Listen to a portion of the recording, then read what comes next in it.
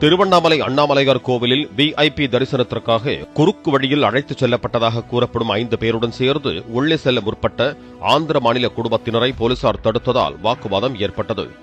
விடுமுறை தினம் என்பதால் சாமி தரிசனம் செய்ய 7 மணி நேரம் காத்திருந்த நிலையில் வரிசையில் நின்று கோவில் கொடிமரம் அருகே வந்தபோது இப்பிரச்சினை ஏற்பட்டது.